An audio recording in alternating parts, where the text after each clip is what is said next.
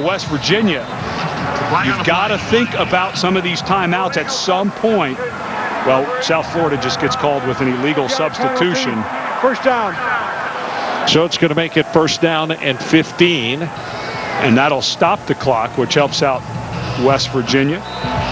Grothe now over 2,000 yards rushing in his career. You see the passing numbers. And total 9,910. And he's chasing Pat White to see who will be the all-time leader in that statistic in Big East history. Of course, Grothe with another season of eligibility. Here comes Taylor, near sideline, gets a block, takes it to the sideline, and he's going to have a gain of about 8 on the play. And here is where, let's see the play clock. We're at 32 right now. If I were South Florida, I would let this thing get down to 15 or 10. They are not in hurry up. They don't need to be, but West Virginia's sitting on those 3 timeouts. You don't want to think it's inevitable they're going to score, but if they do, you need some time. Ed Glover's still not back in the ball game after that injury. And he's been huge for him tonight. Pressure going to be sacked on a 2nd down and 6. Sacked by J.T. Thomas. A loss of 6 on the play. And now South Florida wants to use one of their 2 timeouts to talk it over. They got a 3rd down and they need to take it all the way to the 15-yard line. You know, we use that term red zone all the time. You know what that means for an offense? Beware of the blitz. We will take a timeout. West Virginia hanging on. And a movement at the line of scrimmage as the wide receiver came off the ball before it was snapped. Wow. Ball start, 89 offense, 5-yard penalty, 3rd down. Well, you're definitely going to go for it on 4th down. So you back it up 5. Middle receiver up top. You back it up 5.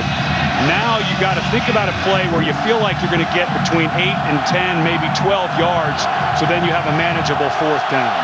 1:40 left in the ball game. Grothe, great protection again. Looking, now delivers, got a man all alone at the 15-yard line. 1st and 10, South Florida. A gain of 18 yards to Marcus Edwards. Well, Marcus Edwards is just having a whale of a ball game tonight. This is an excellent job. Remember those 2 catches he had in a row. Top receiver Edwards. Watch how he stays alive. He's just getting back by the sticks, and that's just awful, awful coverage. The cornerback dropped entirely too far off of that when it was that far for 1st down. The cornerback did not find where the 1st down marker was. It is 1st down at the 15, actually about the 14.5-yard line, and the clock is all the way down to 1:09. Running play hit and knocked down for a loss. Jamar Taylor by Ivy. Morty Ivy drops him for a loss. And the down now really doesn't matter because the clock is continuing to run and it's at 50 seconds. And what West Virginia is going to do, they're pinning this on their defense. If they're not going to use these timeouts to save any time for their offense, they're relying on their defense to win the game for them right here. 38 seconds, 37. Grothe throws to the end zone, overthrew his receiver. Hester was the man that he wanted, and Hester got turned around and the pass was a bit too tall. Clock stops 33 seconds. And now you're in a 3rd down situation with 33 seconds. You're in the ballpark of 5 to 6 plays. So if you pick up the 1st, you can still go up and kill it. And you have that 1 timeout. I think you want to try to keep that in your pocket. Although 4-down territory, you can use it short of the sticks here. Got to take it to the 5 to pick up the 1st down. Grothe. Right over the middle, incomplete.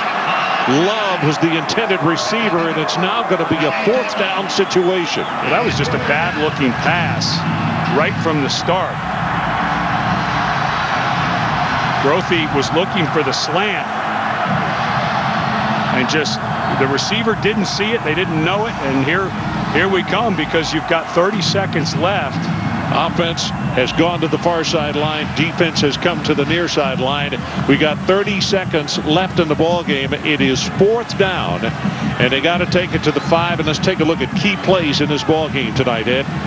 Well, it's been a couple of turnovers down in the red zone for South Florida. The fumble by Ford, and that was Glover, who's been out since he took a shot to his knee and had the interception in the 4th quarter. The defense for South Florida has stood up to the challenge. 6 yards lost, and you got to think if they don't lose that 6 yards, McAfee probably makes that, and it's a 2-score game. So South Florida has hung in this game because their defense. The offense has really done no favors. Here you are, 4th down. You got to pick up the first. I think some type of fade might work. Pat White down on the sideline. You see him in the box on the bottom left. Final game here in Morgantown for him. 4th down, and he got to take it to the 5-yard line, and a timeout has just been called by West Virginia. They still have one left. Wow.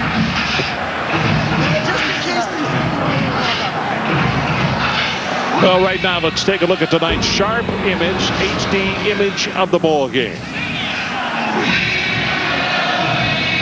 The seniors being introduced here tonight. And the nation's all-time quarterback rushing leader, number 5, Pat White.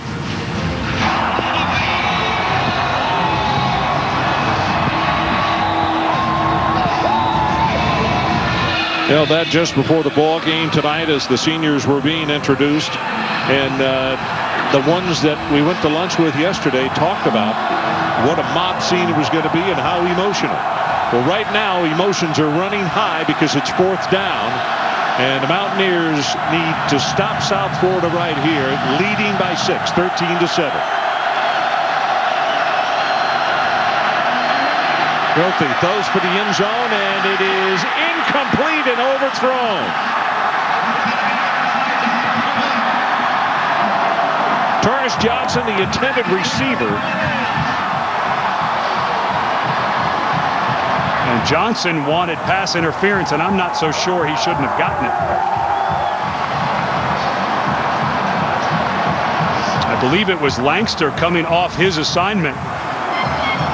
Johnson was the inside receiver. And watch at the very end of the play, Langster comes to try to make a play, and as Johnson works back to it, runs into him. I'm not so sure. I think Johnson could have made a play, and Johnson with his arms up, I'm not so sure that he shouldn't have got the call, and it would have been 1st and goal from the 2-yard line. Instead, Pat White gets to come out for the last time, take a knee.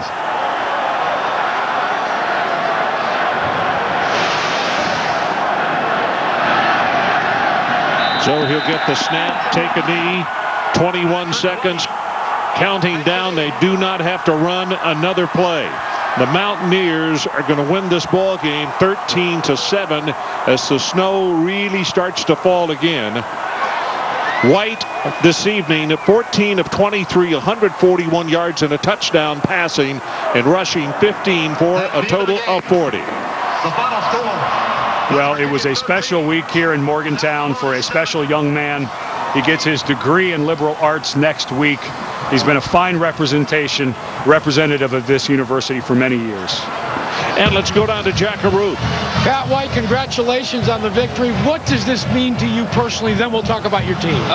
Definitely a great feeling to leave this Mountaineer Nation with a W. Hey, good shit, man. Matt Brophy congratulating his fellow quarterback. Let's talk for a moment about Jim Levitt also offering his congratulations. Let's talk for a moment about, I watched you on the sidelines there when your defense had to hold at the end of the game. What were you thinking?